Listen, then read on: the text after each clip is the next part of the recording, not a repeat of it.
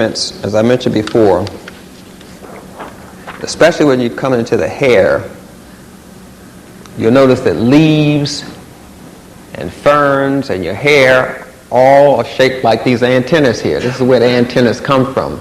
You get the FM aerials, the same thing that happened with a twig or beech leaf. They have what we call a logarithmic aerial shape. It's over and over again. All sciences should help you be more connected to nature. You don't have to know biology terms to understand health. You can know color.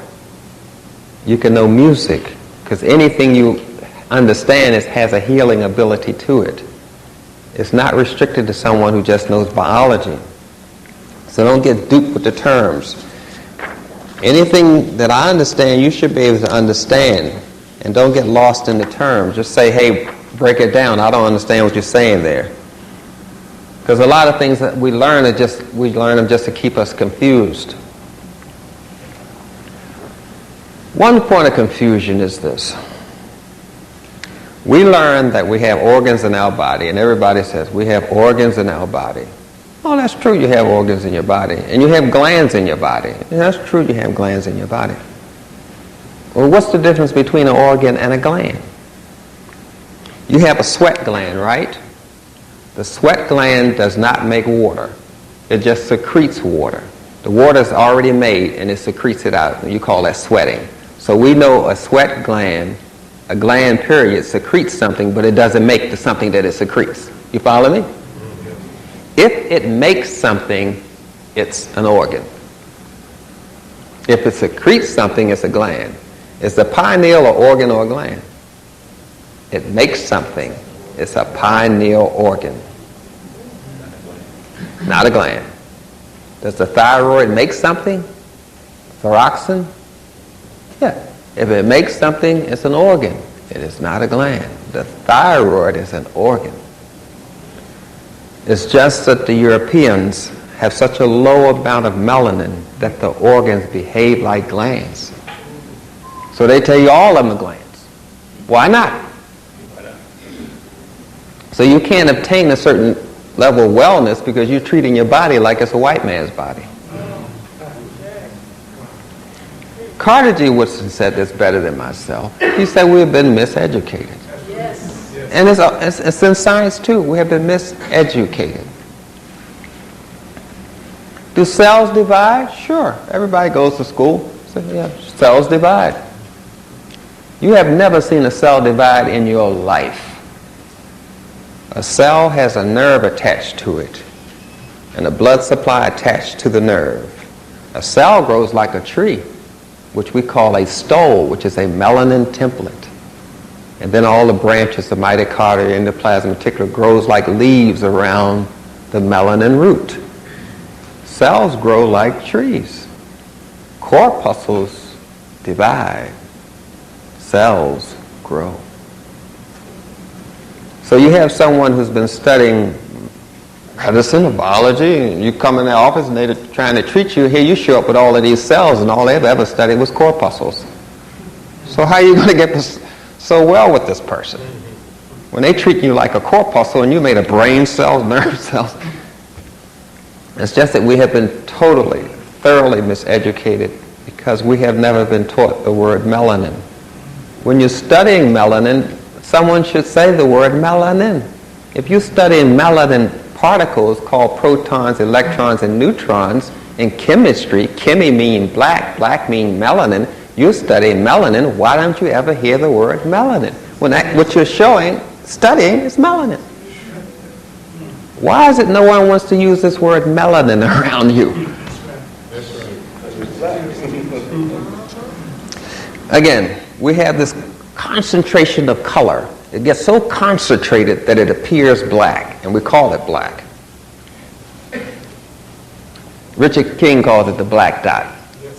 We have black. It's concentrated melanin, and all these other colors come from it. This is the structure of what you call a pendulum. At the pinnacle of the pendulum is concentration of melanin, and then it spreads out like an umbrella. And you get these other colors, and that's what causes it to vibrate and spin. Oh, you've seen people use them. Some people use them to find out where to put their bed in their room, what foods they're allergic to. They put a pendulum over it. First they program the pendulum to say up like this meaning yes and like this meaning no, or they may program to say clockwise mean yes and counterclockwise mean no, and they put the pendulum over the food and say, oh, it's saying no, I shouldn't eat this, or I'm allergic to that. That's a good way of testing it, but first your body has to be clean, because your body is an instrument. So you're not going to get good results if your instrument is not good. And it kind of makes sense, you know that. Sick man, sick sperm. What's the problem? It's not hard to figure out.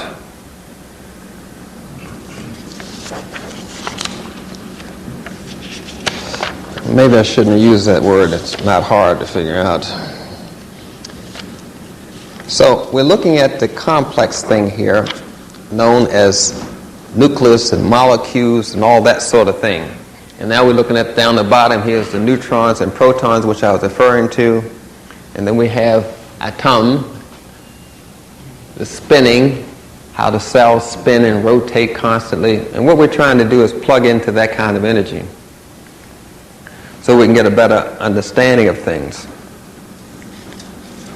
Now, what the Europeans are calling psychic healing is just when they're able to use their melanin to a little degree. I want to show you one picture here before I move on of all of the symbolism here. How we have the radiation of sunlight at the top, radiation and sunlight at the top. Then we have a divining rod right here. Then we have the Ahkh right here, which is another divining instrument. And all of these were used to help put a person better in touch with their consciousness and with their spirituality. Because you can't treat one without the other. You can't be physically ill unless you're mentally ill. You can't be mentally ill unless you're spiritually ill. You can't have one without the other. Let me show you emotional illness. A person who's addicted to sugar has an emotional problem here. Sugar is associated with love and affection. So whenever they're not able to give love and affection properly or receive love and affection properly, they'll eat sugar. Because that's the emotional cause of being addicted to sugar. Sugar is associated with love and affection, your birthday, you know, Christmas, your Halloweenies and all that. That's right. So we associate sugar with love and affection. So when we're having problems with that, we eat a lot of sugar.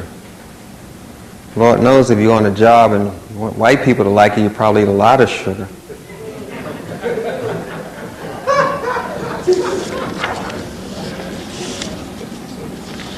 And you know people that are addicted to sugar because they always use the term. How you doing, honey? What'd you say, sweetie? You know they're addicted. That's all they ever talk about. What'd you say, sweetie?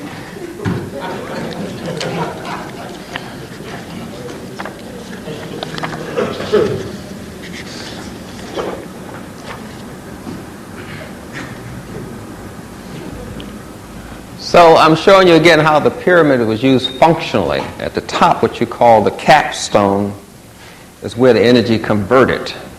See, energy changes direction. It can go this way, and then it changes direction and come back.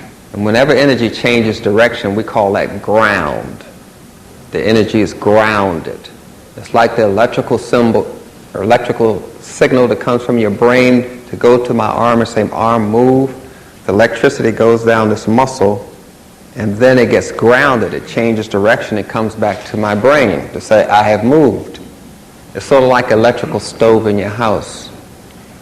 If the stove was grounded, it would never get hot because the electricity would go right back to the electrical company. You follow me? But since it's grounded in that hot plate on top of it, it causes a lot of heat. It's not grounded, it just ends there. So if the electrical signal comes from my brain to my arm through my muscle, if it ended here, this arm would heat up.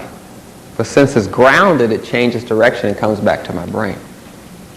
So when we use ground, if we use it in a European sense, we mean one thing. If we use it in the African sense, we mean another thing. Just because we're using the same terms does not mean we're saying the same thing.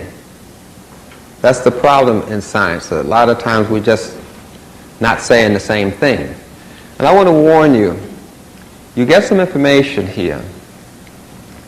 You're not obligated to go around teaching white people what you learned. Don't make that mistake. They have enough colleges, and universities, and hospitals to get their act together. They do not need you teaching them. Walk 10 blocks away from them and teach a black child. Just don't be going around teaching them things. And even though you know that something is wrong, do not tell them it's wrong. You want to keep your enemy ignorant. Don't go around educating them. And I'm not trying to take y'all through racism 101.